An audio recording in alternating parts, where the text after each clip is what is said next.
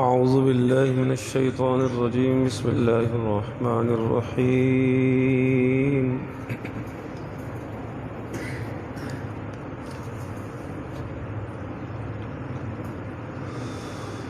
فآت ذا القربى حقه والمسكين وابن السبيل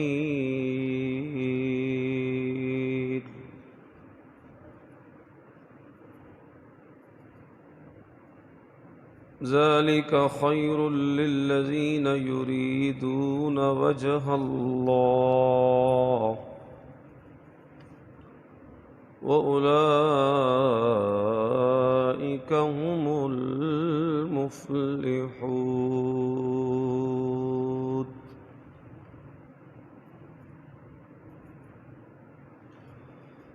اللهم صل على محمد وعلى آل محمد وبارك وسلم وصل عليه.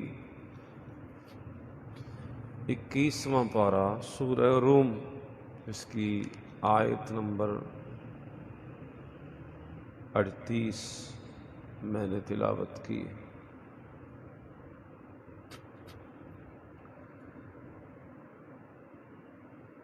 اس سے جو پچھلی آیت نمبر 37 ہے اسے بھی ساتھ ملا کے اس کا ترجمہ سماعت کیجیے. اولم یروا، کیا انہوں نے نہیں دیکھا، ان اللہ یبسط الرزق، کہ بے شک اللہ ہی فراخ کر دیتا ہے روزی جس کے لیے چاہتا ہے، لمن یشاء، جس کے لیے چاہتا ہے، وَيَقْدِرُ، اور جس کے لیے چاہتا ہے تنگ کر دیتا ہے. ان فی ذلک لآیات لقوم یؤمنون، بے شک اس میں ایمان لانے والوں کے لیے نشانیاں ہیں.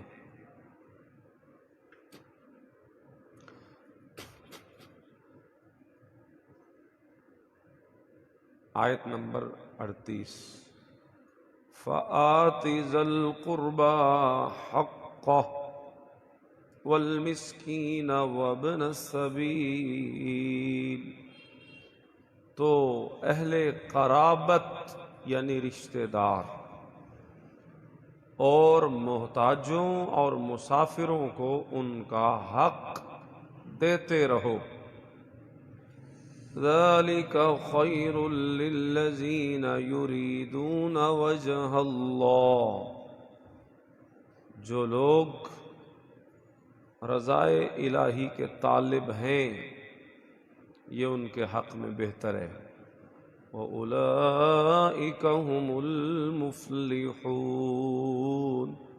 اور یہی لوگ نجات حاصل کرنے والے. آیت نمبر 39. وَمَا آتَيْتُم مِّن رِّبَا، اور جو تم سود دیتے ہو،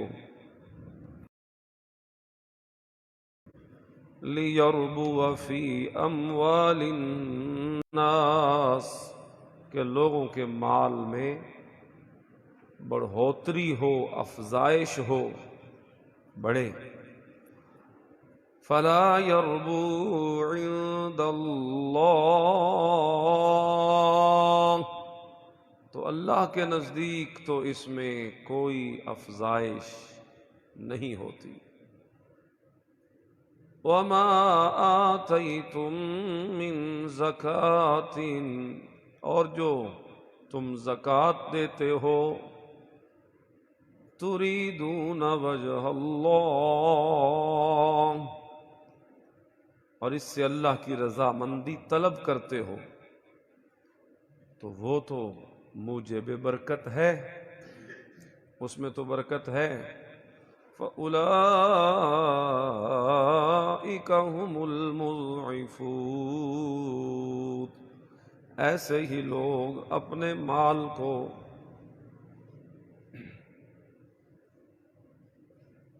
دو چند سے چند کرنے والے ہیں، بڑھانے والے ہیں، یعنی دگنا، 3 گنا، 4 گنا، یعنی وہ بڑھتا ہے۔ یہ 3 آیتیں میں نے آپ کے سامنے ان کا ترجمہ پڑھا ہے۔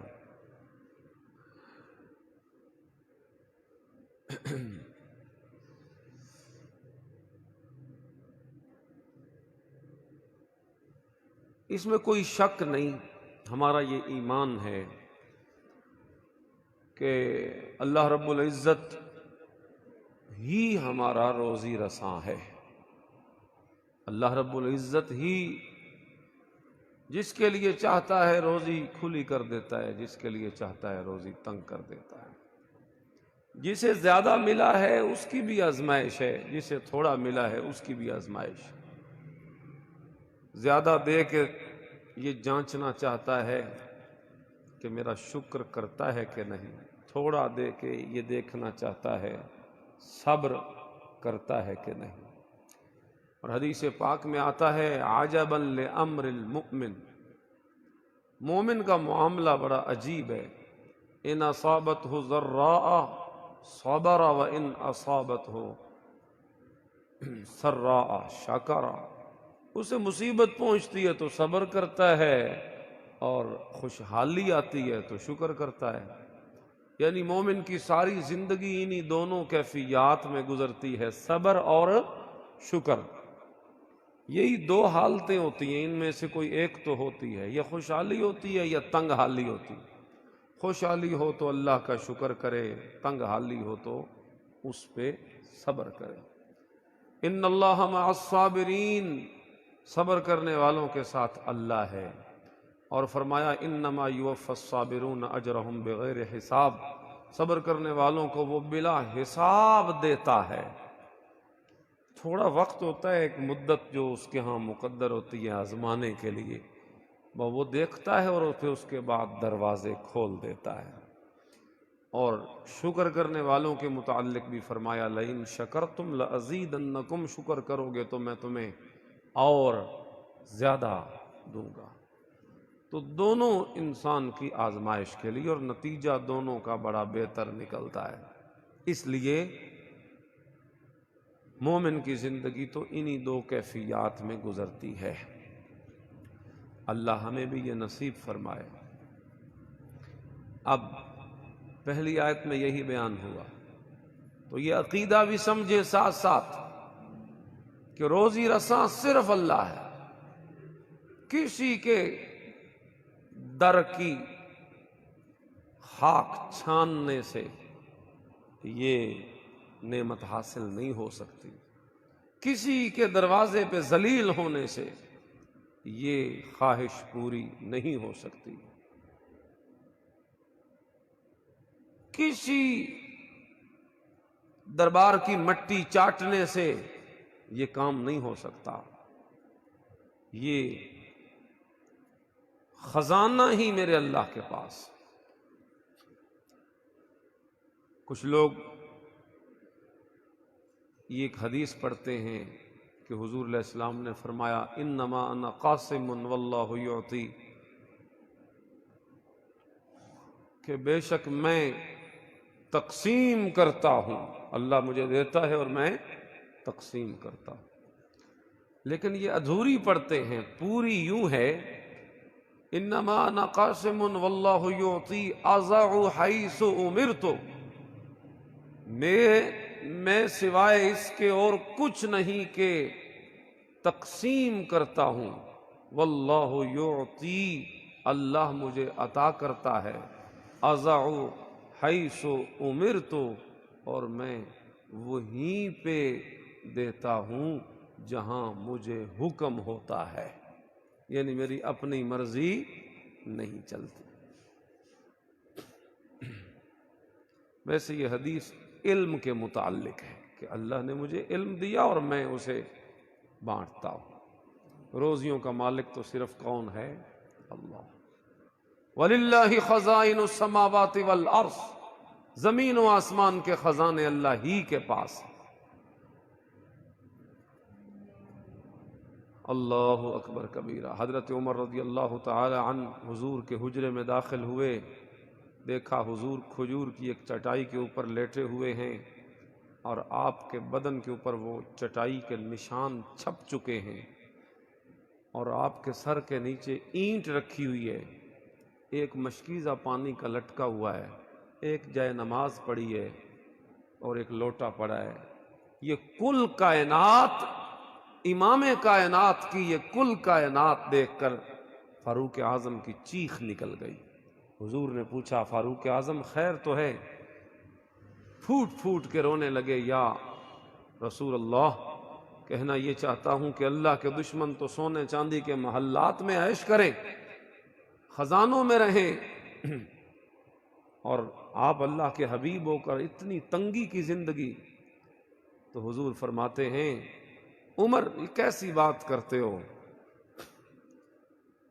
ما انا الا کراکب استظل تحت شجرۃ ثم راح وترکها، میں دنیا کے اندر کوئی مال کمانے یا یہاں رہنے کے لیے تھوڑا آیا ہوں کہ میں یہاں رہوں اور جوڑوں اور بناؤں اور عیش کروں۔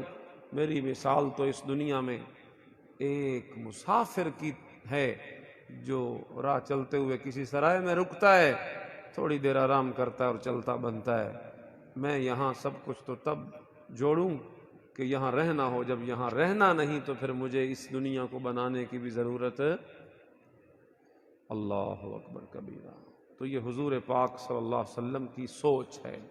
آج اس روزی کی فکر میں کہ میری روزی کھلی ہو، فراخ ہوں، میرے پاس ساری آسائشیں ہوں، وہ جو ایک ہوتی ہیں خواہشات دلوں میں، اپنا کاروبار ہو، اپنی دکانیں ہوں، اپنی کوٹھی ہو، بنگلہ ہو، گاڑی ہو، دے دے اللہ تو کوئی بری چیز بھی نہیں ہے، لیکن اس کے پیچھے بھاگنا اور دوڑنا اور اسی کی طلب میں اپنے خالق و مالک کو بھلا دینا، اس کی یاد کو، یہ چیز انتہائی خطرناک ہے۔ بہرحال یہ عقیدہ دل میں ہو کہ اللہ نے مجھے جس حال میں رکھا ہوا ہے وہ بہتر جانتا ہے، میرے متعلق جو اس نے فیصلہ کر رکھا ہے وہ ٹھیک کر رکھا ہے، میں اس کی تقسیم پہ راضی ہوں۔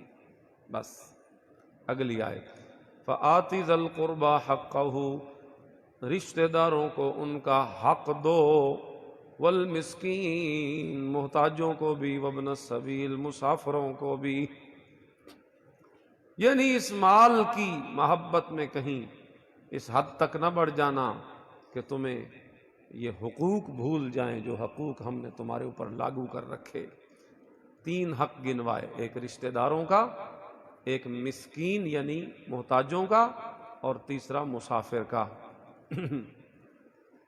تینوں بڑے اہم ہیں، ان تینوں میں سب سے زیادہ اہم رشتہ داری ہے، اس لیے اس کو پہلے نمبر پہ رکھا، پہلے نمبر پہ رکھ کے بتلایا کہ اس کا نمبر بھی پہلا ہے، ذکر میں بھی پہلا اور حق میں بھی پہلا، کیونکہ قرآن کریم میں سورہ نساء کے شروع میں فرمایا وَاتَّقُوا اللَّهَ الَّذِي تَسَاءَلُونَ بِهِ وَالْأَرْحَامَ، رشتہ داریوں کے بارے میں اللہ سے ڈر جاؤ، رشتہ داروں کے بارے میں اللہ سے ڈر جاؤ، اور ڈرو اللہ سے فی الارحام،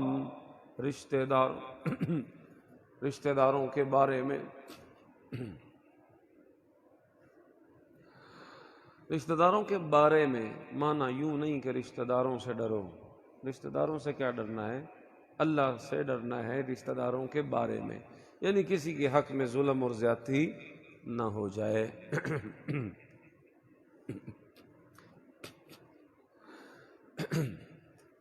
والمسکین، محتاج، وابن السبیل، اور راہ چلتا مسافر بھی ایک طرح کا ضرورت مند ہوتا ہے، اس کا خیال بھی ضروری۔ یہ بہتر ہے ان لوگوں کے لیے جو اللہ کی رضا کے طالب ہیں، دیکھا نا، یہ ان کے لیے بہتر ہے جو اللہ کی رضا کے، اگر تمہیں یہ چیز مطلوب ہے کہ مجھ سے میرا رب راضی ہو جائے، اللہ کہتا ہے مجھے راضی کرنا ہے تو میرے بندوں کو راضی کرو، مجھے راضی کرنا ہے تو میرے بندوں کو راضی۔ یہ نہیں ہو سکتا کہ ہم دنیا کے اندر بندوں کے حقوق پہ ڈاکہ ڈال کے سجدوں سے اللہ کو راضی کر لیں، تہجدوں سے اللہ کو راضی کر لیں، یا اپنی عبادتوں سے اللہ کو راضی کر لیں. نہیں، بلکہ اس کی الگ حیثیت ہے، اس کی الگ حیثیت ہے. میں کل بتا چکا ہوں، وہ حقوق اللہ ہے، یہ حقوق العباد ہے. وہ بھی اپنی جگہ ضروری ہے اور یہ بھی اپنی جگہ ضروری ہے. ہاں، اگر اللہ کی رضا چاہتا ہے بندہ تو یہ کام کرے. وَأُولَئِكَ هُمُ الْمُفْلِحُونَ، اور نجات یہی لوگ حاصل کریں گے جو حقوق ادا کریں گے. یہی جو حقوق ادا کرتے ہیں یہی نجات حاصل کریں گے. وَمَا آتَيْتُم مِّن رِّبَا، سود تم دیتے ہو، اسی مال کی محبت میں سود لیتے ہو، سودی کام کرتے ہو، سودی کاروبار کرتے ہو. سن لو، یہ لوگوں کے مالوں میں شامل ہو کر تم چاہتے ہو کہ بڑھے، لیکن اللہ بتا رہا ہے کہ فلا یربو عند اللہ، یہ نہیں بڑھتا اللہ کے ہاں. دنیا میں تمہیں چند ٹکے زیادہ ملتے ہوئے محسوس ہوتے ہیں، لیکن انجام اس کا ہلاکت ہے، انجام اس کا ہلاکت. ایک اور مقام پہ فرمایا یمحق اللہ الربا ویربی الصدقات، اللہ سود کو گھٹاتا ہے اور صدقے کو بڑھاتا ہے. اللہ کہتا ہے میں گھٹاتا ہوں، دنیا میں کوئی ہے اس کو بڑھانے والا؟ اللہ کہہ رہے ہیں کہ میں اس کو گھٹاتا ہوں، کوئی ہے اس کو بڑھانے والا؟ حدیث میں آیا جو سود کا کام کرتا ہے، سود کھاتا ہے، سود کا کاروبار کرتا ہے، حضور نے 10 بندوں پر لعنت کی ہے جو سودی کاروبار میں ملوث ہوتے ہیں کسی طریقے سے. سود لینے والا، سود دینے والا، سود کھانے والا، سود کا کاروبار لکھنے والا، سودی معاملے پہ گواہ بننے والا. لعن اللہ آکلہ و موکلہ و کاتبہ و شاہدہ، جو جس حیثیت سے بھی اس کے اندر شامل ہو گیا سودی کام میں، کاروبار میں، اس پہ اللہ کی لعنت. اور میرے محبوب نے فرمایا سود کا ایک لقمہ کھانا اپنی ماں سے 36 مرتبہ زنا کرنے سے بھی زیادہ گناہ ہے. سود کا ایک لقمہ اپنی ماں سے بدکاری کرنے سے بھی زیادہ بڑا گناہ اور جرم ہے اللہ. اور قرآن کریم میں فرمایا کہ سود اللہ کے ساتھ اعلان جنگ ہے. فَاذَنُوا بِحَرْبٍ مِّنَ اللَّهِ وَرَسُولِهِ، اللہ اس کے رسول کے ساتھ پھر تم نے اعلان جنگ کر دیا ہے اگر تم سود میں لگ گئے ہو. سود کا کاروبار کوئی ہو، یہ بینکنگ جتنی آج کل ہے یہ سب سود ہے. اس سے کسی حساب سے بھی اگر آپ جڑے ہوئے ہیں تو اپنی جان چھڑوائیں. اسی طرح یہ انشورنس کا جو کام ہے یہ سارا سود ہے، لائف انشورنس وغیرہ جو ہے نا یہ سود ہے. اسی طرح باقی جتنے بینک ہیں سوائے چند وہ اسلامی بینکوں کے میزان وغیرہ، اور اس میں کچھ کہتے ہیں کہ حساب ٹھیک ہے، لیکن اس میں بھی علماء کا اختلاف ہے. بہرحال کوشش کریں کہ شک والی چیز کے بھی قریب نہ جائیں. اسی طرح یہ جوئے، سٹے بازیاں اور یہ جتنے سودی معاملات ہیں یہ سارے ان سے دور رہیں. اسی طرح یہ سکیمیں وغیرہ بعض اوقات نکلتی ہیں، موٹر سائیکل سکیم، اس میں قرآن اندازی سے نکلتا ہے. جس کا سب سے پہلے نکل جاتا ہے اس کا چند پیسوں میں کتنا، 1000-2000 میں، ہاں جی، جس کی بھی ہو، عمرے کی ہو، موٹر سائیکل کی ہو، کار کی ہو، جس کی بھی ہو، جس کی بھی یہ مطلب بنی ہوئی ہے نا تو یہ حرام ہے. پہلے کو 2-4 ہزار 5 ہزار میں موٹر سائیکل پڑ گیا 10 ہزار میں، اور جو آخر پہ گیا وہ ڈبل تو بھی زیادہ کہیں پہنچ گیا. بہرحال دے کے تو اصل شریعت کا منشا یہ ہے کہ اگر ایک معاملے میں بہت سارے لوگ جمع ہیں نا، اکٹھے ہیں، تو نفع ہو تو بھی سب کو برابر جائے، نقصان ہو تو بھی سب کو برابر جائے. یہ اصول ہے اسلامی تجارت کا. نفع ہو، جس معاملے میں بہت سارے لوگ شریک ہوں اکٹھے، تو اس میں نفع ہو تو بھی سب کا برابر ہو اور نقصان ہو تو بھی سب کا برابر ہو. اگر کوئی معاملہ ایسا آتا ہے جس میں نفع ایک فریق کو ہو جاتا ہے، باقیوں کو نقصان ہوتا ہے، تو وہ معاملہ حرام ہوگا، سود ہوگا، شریعت میں اس کی اجازت نہیں. اسی طرح یہ جو انعامی بانڈ وغیرہ لوگ لیتے ہیں، دیتے ہیں، نکلتے ہیں، یہ سب سود ہے. شریعت میں اس کی کوئی گنجائش نہیں۔ یہ بھی وہی ہے نا کہ اس کے اندر بھی فائدہ ہو جاتا ہے، کسی ایک کا ہی نکلتا ہے نا، ایک دو کا نکلا، وہ کروڑ لے گیا، کروڑوں لے گیا اور اپنے حرام کے پلاٹ خرید کے بیٹھ گیا، اپنے حرام کے دکانداریاں چلا کے بیٹھ گیا ہیں، اپنے گھر بار حرام کے بنا کے بیٹھ گیا۔ کیا فائدہ اس دنیا کا؟ ابھی چند دن بعد آنکھیں بند ہو جانی ہیں اور ایک ایک پائی کا حساب اللہ کو دینا ہے۔ تو ان عیشوں سے کیا لینا دینا ہے ہمیں؟ اس میں بڑے بڑے مغرور، بڑے بڑے مالدار متقارون جیسے آئے، لیکن آج ان کا نام و نشان تک نہیں رہا۔ اس لیے دنیا کوئی شے نہیں ہوتی، پیسہ کوئی شے نہیں ہوتا، اصل چیز یہ ہوتی ہے کہ اللہ کی نافرمانی نہ ہو، میرا رب مجھ سے ناراض نہ ہو۔ حدیث میں آتا ہے ایک زمانہ ایسا آئے گا کہ انسان کہے گا میرے پاس آئے، دنیا حلال سے آتی ہے یا حرام سے، اس کی پرواہ نہیں کرے گا، کہتا بس آئے، روپیہ آ رہا ہے آئے۔ ایسا مت کیجئے۔ اس حضور نے جو فتنوں کی پیشن گوئیاں کی ہیں، ان فتنوں میں اپنے آپ کو شامل کرتے ہو ایسے کام کر کے، مت کیجئے ایسا کوئی بھی کام۔ ما آتیتم من زکاہ، اور جو تم زکوٰۃ دیتے ہو، تریدون وجہ اللہ، اللہ کی رضامندی طلب کرتے ہوئے، ہاں اس میں برکت ہے، تم ایک دو گے میں 700 گنا واپس کروں گا، 700 گنا واپس کروں گا۔ کتنا جی؟ 700 گنا۔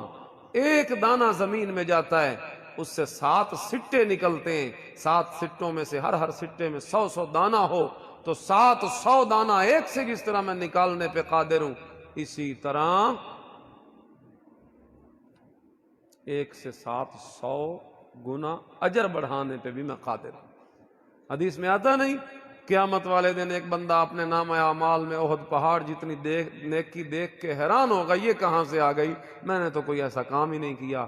اللہ فرمائیں گے یہ وہ کھجور کا ایک دانہ ہے جو تو نے دل کے اخلاص سے صدقہ کیا تھا، تو نے میرے ہاتھ میں دیا اور میں اس کو پالتا رہا، بڑھاتا رہا، اور تیرے اخلاص کی وجہ سے میں نے اسے احد پہاڑ کے برابر کر کے تیری نیکیوں میں شامل کر دیا۔ جبکہ حرام ہو تو حرام کا نتیجہ جہنم ہے۔ یتیموں کے مال کھانا، ان الذین یاکلون اموال الیتامی ظلما انما یاکلون فی بطونہم نارا، پیٹ میں جہنم کی آگ بھرنے والی بات ہے۔ اس لیے لوگوں کے حقوق مار کر، رشتہ داروں کے، محتاجوں کے، مسافروں کے، اور جوڑ کے دنیا بنانا اور سود میں لگنا اور روزی بڑھانے کے چکر میں ہو جانا، یہ تمام چیزیں ہلاکت کی باعث ہیں۔ مفلحون کامیاب ہوئی ہیں جو سود سے بچتے ہیں، حق تلفی سے بچتے ہیں، اور یہ عقیدہ رکھتے ہیں کہ میں جس کسی کا جو حق ہے اسے دوں گا تو پھر بھی مجھے کوئی کمی نہیں آئے گی، کیونکہ کمی میں نے خود نہیں بنانی، خوشحالی یا تنگ دستی میں نے خود پیدا نہیں کرنی اپنے حالات کی، یہ میرے مالک کا کام ہے، وہ جیسا چاہے گا مجھے ویسا ہی رکھے گا۔ میں اگر حق نہ دوں پھر بھی اتنا کچھ لے کے بھی میں کبھی کامیاب نہیں ہو سکتا، اور اگر میں دے دوں تو سب کچھ دے کے بھی میں فقیر یا غریب نہیں ہو سکتا، کیونکہ یہ اللہ کے ہاتھ میں ہے۔ اللہ عمل کی توفیق نصیب فرمائے۔